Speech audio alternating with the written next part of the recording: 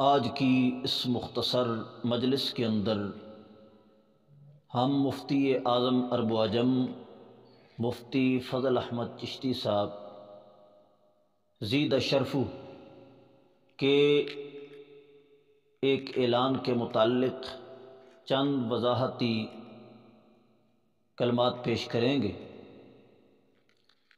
کافی عرصے سے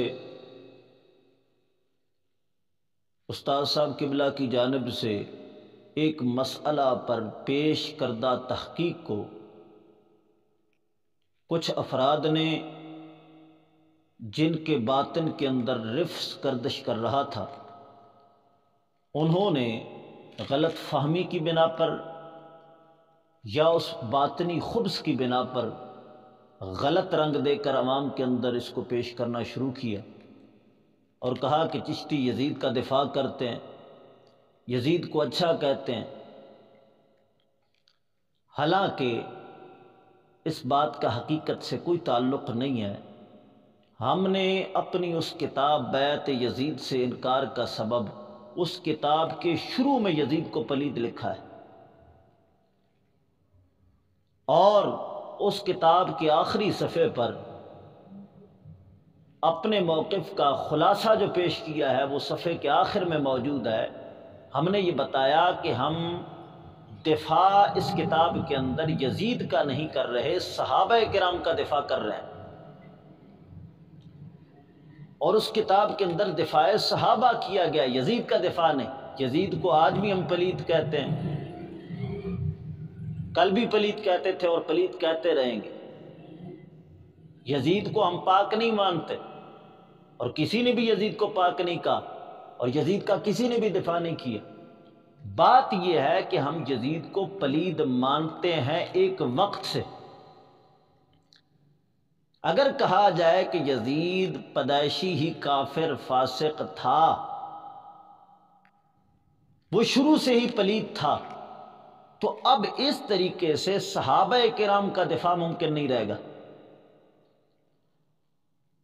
کیونکہ جب کافر ہے تو اس کو ولی عہد بنایا حضرت امیر معاویہ نے، اور صحابہ کرام کی ایک بہت بڑی جماعت نے اس بات کو تسلیم کیا، اس کی بیعت کر لی۔ اب اگر کہو کہ وہ کافر تھا، فاسق تھا، تو صحابہ کرام پر حملہ ہوگا کہ حضرت امیر معاویہ سرکار نے کافر بیٹے کو بنایا کیوں، اور صحابہ کرام نے اس کافر کو تسلیم کیوں کیا۔ اب اگر یہ کہا جائے کہ نہیں جی ان کے علم میں نہ تھا، یزید اس وقت کافر تھا، فاسق تھا، لیکن حضرت امیر معاویہ سرکار کے علم میں نہ تھا،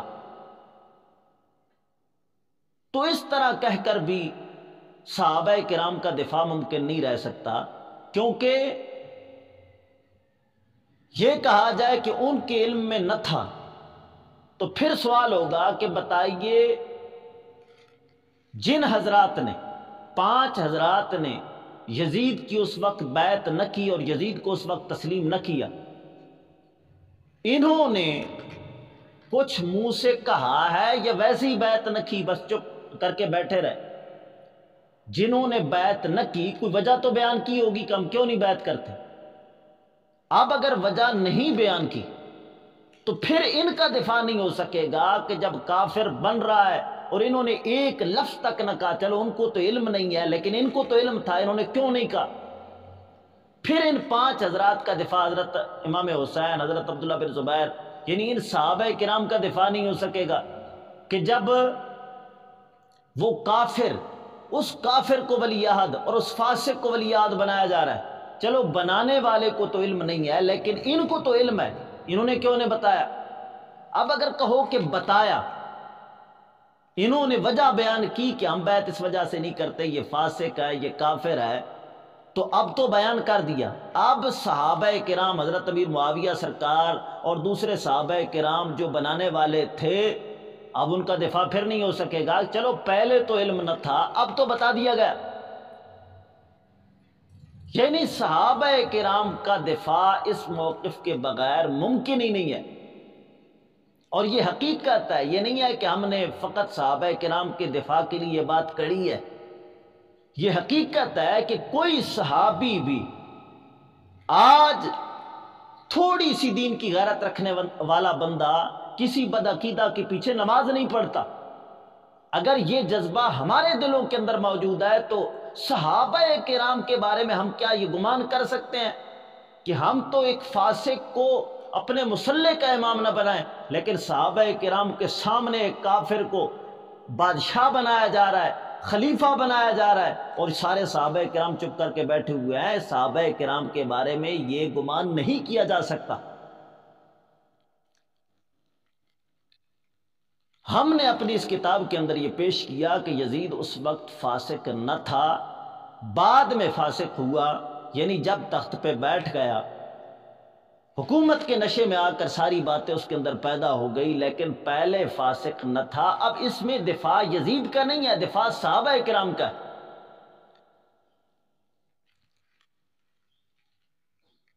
ہمارے اس پیش کردہ موقف کو چند افراد نے، جن کے باطن کے اندر رفس ناچ رہا تھا، جب انہوں نے دیکھا کہ ہم قوم کے اندر رفس پھیلا رہے تھے اور جو سب سے بڑا ہتھیار ہمارے پاس تھا وہ یہی تو تھا کہ ہم صحابہ کرام پر حملہ کرتے تھے اور لوگوں کو یہ تاثر دیتے تھے کہ صحابہ کرام کی دین کے سلسلے میں کوئی قربانیاں نہیں ہیں، وہ بالکل دین کے سلسلہ میں پیچھے پیچھے تھے، یہ سارا کا سارا اہل بیت کی قربانیوں سے دین ہم تک پہنچا ہے، وگرنہ صحابہ کرام تو اپنی جانیں بچاتے تھے۔ دیکھ لو جی، کربلا کے اندر حضرت امام حسین رضی اللہ تعالی عنہ دین بچانے کے لیے تنہا گئے، دین پر یزید حملہ آور تھا، دین کو بگاڑ رہا تھا، لیکن اس وقت صحابہ کرام میں سے کوئی نہیں اٹھا، فقط حضرت امام حسین رضی اللہ تعالی عنہ دین بچانے کے لیے گئے۔ یہ لوگوں کے اندر تاثر دے کر صحابہ کرام کی محبت لوگوں کے دلوں سے نکال رہے تھے، لیکن اب تو جب صحیح وہ صورت ہے سامنے آ گئی تو پھر تو صحابہ کرام پر حملہ ہی نہیں ہو سکے گا۔ اب انہوں نے لوگوں کے اندر یہ شور ڈالنا شروع کر دیا، انہوں نے کہ یہ یزید کا دفاع کر رہے ہیں، حالانکہ ان کو پتہ ہے کہ اس کتاب کے اندر اور بیانات کے اندر ہم نے یزید کا دفاع نہیں کیا، دفاع صحابہ کرام کا کیا ہے،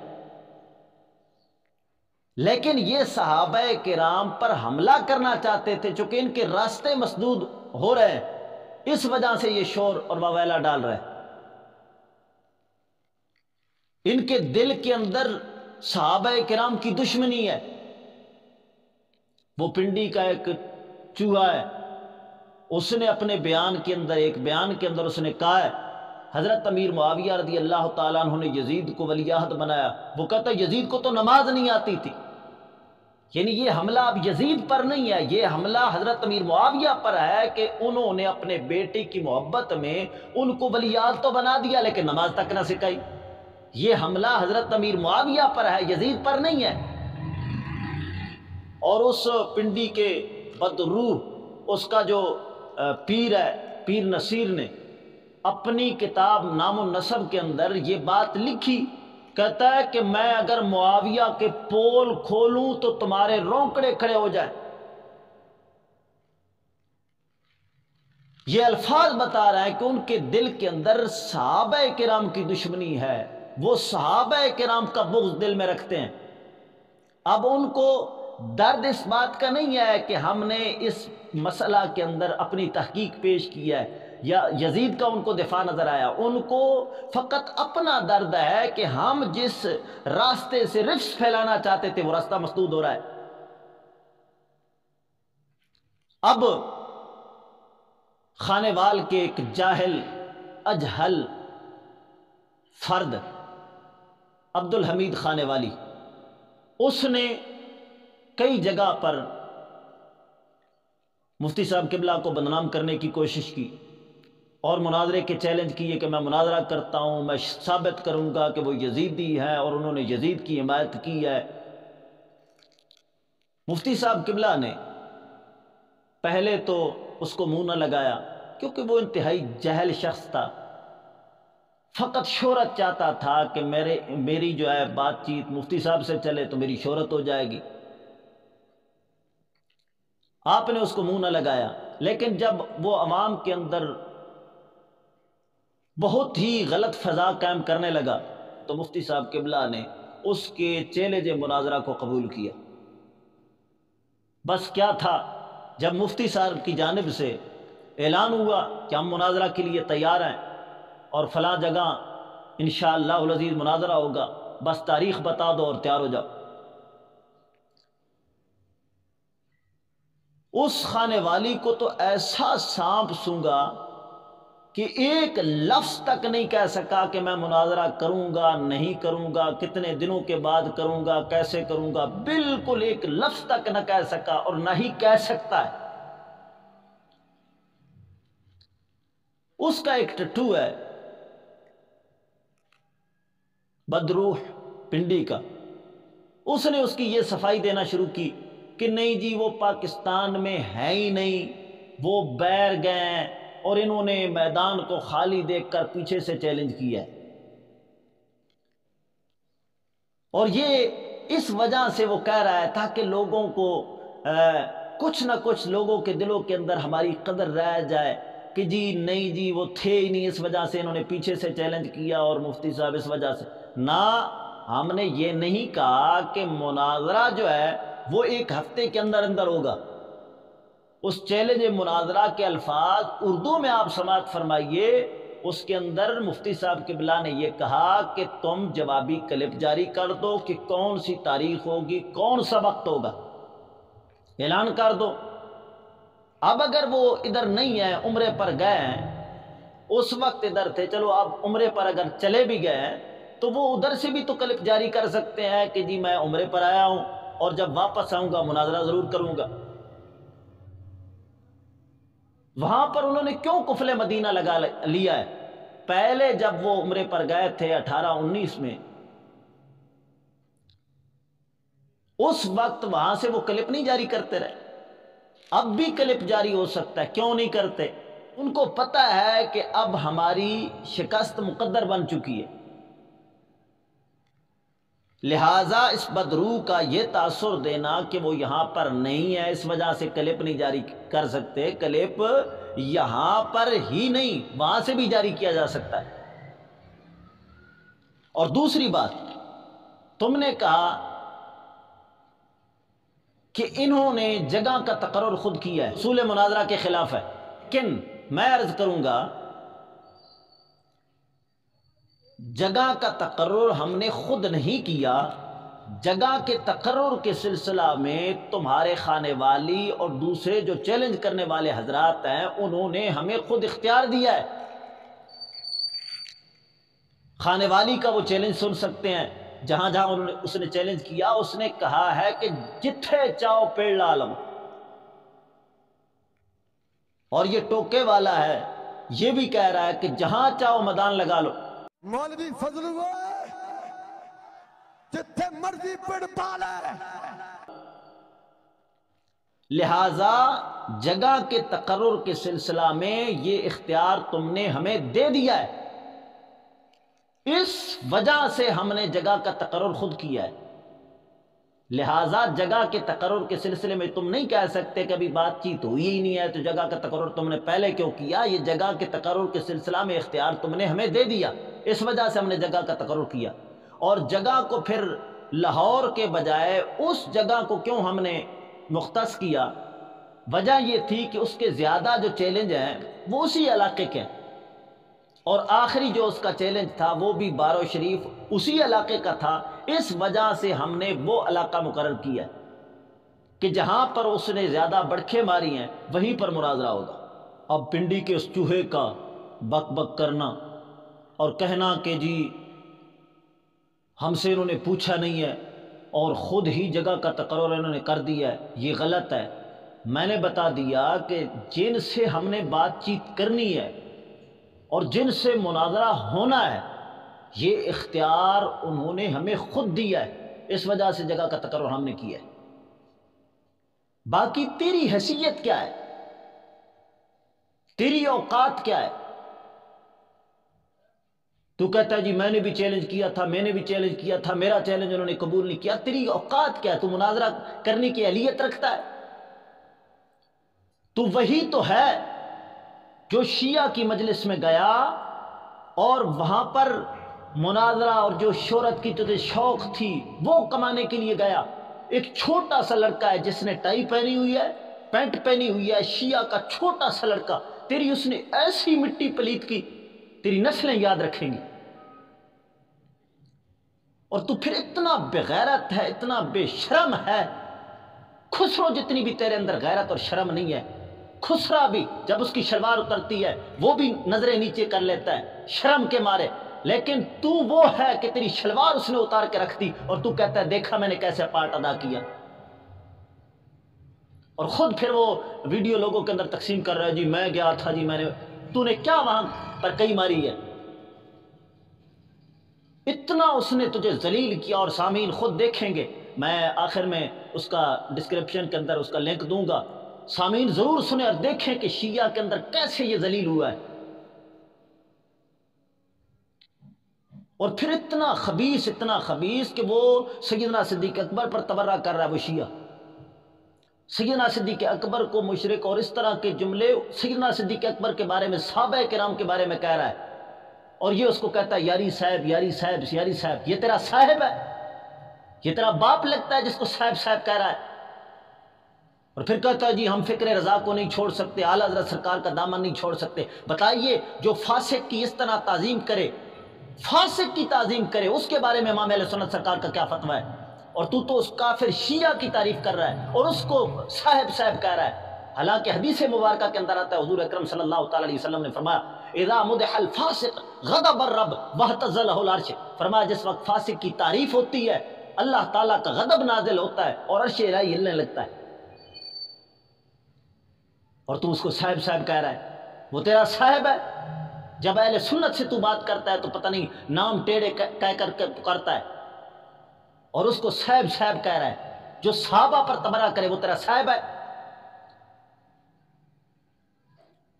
اور پھر آخر میں وہ تجھے کہہ رہا ہے بھائی ہیں، ہم بھائی ہیں. یہ بھائیوں کے اندر آپس میں ایک دوسرے کے ساتھ باتیں ہوئی ہیں، ناراض نہ ہونا، اور تو جی جی کر رہا ہے. وہ تیرا بھائی ہے؟ خبیث وہ صحابہ کرام کو بھونک رہا ہے اور تجھے جب بھائی کہتا ہے تو جی جی کر رہا ہے. وہاں پر قرآن پاک کی آیت تو نے کیوں نہ پڑھی کہ انما المؤمنون اخوہ، ہم فقط مومن بھائی بھائی ہیں، تجھے ہمیں بھائی نہیں بنا سکتے. کفار کو بھائی کہنا یہ منافقین کا شیوہ ہے، لیکن تو نے بھائی کہنا ہی تھا، کیونکہ جس باپ کا تو بیٹا ہے، تیرا باپ وہ بابا جمہوریت، وہ دیوبندیوں کے متعلق کہہ چکا ہے کہ دیوبندی ہمارے بھائی ہیں، ان سے ہمارا اختلاف امتی رحمہ کے قبیلے سے ہے. بیت المقدس بھی آزاد ہو جائے گا. بالکل آپ نے درست کہا. اللہ تعالیٰ فرماتا ہے کہ یہود و نصارہ کو دوست مت بناؤ، مگر اللہ تعالیٰ فرماتا ہے کہ اللہ کی رسی کو مضبوطی سے تھامے رکھو اور تفرقے میں مت پڑو. ہم مسلمان آپس میں فرقوں سے نکل کر ایک دوسرے کے دوست اور بھائی حقیقی طور پر کیسے بن سکتے ہیں؟ آپ مولانا طارق جمیل صاحب اور جتنے بھی، ان کا تو میں نے نام لے لیا، جتنے بھی سیکٹ سے تعلق رکھنے والے بڑے اسکالرز ہیں آپ کی طرح نامور، وہ کیسے ہم آہنگی پیدا کر سکتے ہیں اور ایک ہو سکتے ہیں؟ بتایا نا، ختم نبوت کے مسئلے میں ہماری کسی نے مخالفت کی ہے؟ کسی نے بھی نہیں کی ہے. تو کوئی یہ جو گھر کے اندر بھی دو بھائیوں کے اختلاف ہو جاتے ہیں، یہ اختلاف یہ ایسے نہیں ہے کہ جو بیت المقدس کے راستے میں رکاوٹ بن جائے. ہاں یہ ایسے جھوٹ لوگ ایسے بولتے رہتے ہیں جی تفرق کا یہ معنی ہے، یہ نہیں ہے کہ مسلمان کی رائے جو ہے ایک دوسرے کے خلاف بھی نہیں ہونی چاہیے. بالکل بھیڑ بکریوں کی طرح سوچنا بھی بند کر دیں. سوچ اور فکر تو مسلمانوں کی ہے نا، اور اس میں اختلاف جو ہے دو بھائیوں کے بھی ہو جاتے ہیں. چاروں اماموں کے بھی اختلاف ہوئے، امام احمد بن حنبل کے، امام شافعی کے، امام مالک کے اور امام اعظم ابو حنیفہ کے، لیکن وہ چاروں کے چاروں ایسے ہیں. اختلاف، یہ اختلاف ہونا، یہ تو حضور نے خود فرمایا میری امت میں اختلاف رحمت ہے. لیکن جب تک وہ گردنیں کاٹنے کی طرف نہ آئے اور جناب وہ دوسرے معاملات یہود و نصارہ کی جنٹیاں کر کے مسلمانوں میں تفرقے نہ کریں، تو یہ تو کوئی مسئلہ نہیں. آپ بتائیں ہائی کورٹ کے اندر پاکستان کا آئین اتنا سارا ہے، تو ہائی کورٹ میں ایک وکیل ادھر کھڑا ہو جاتا ہے، ایک ادھر، ایک جو ہے مشرق کی طرف چل پڑتا ہے، تو وہاں کبھی کسی نے کہا کہ دونوں کو متفق ہونا چاہیے؟ تشریح میں تو اختلاف ہو جاتا ہے نا. تو یہ کیسے ہو سکتا ہے کہ مولوی خادم ایک تشریح کرے تو اس کے ساتھ ہی ساری دنیا متفق ہو جائے؟ ان کی تشریح جدا ہو سکتی ہے. جس طرح آئین کی تشریح کرتے ہوئے کبھی کسی نے کہا کہ سارے وکیلوں کو ایسے ہو جانا چاہیے؟ تو پھر یہ کیا بات ہوئی کہ سارے قرآن پڑھنے والوں کی رائے ایک ہی ہونی چاہیے؟ رائے کا اختلاف تو ہونا چاہیے، اس میں کیا مسئلہ ہے؟ اس میں تو رحمت ہے.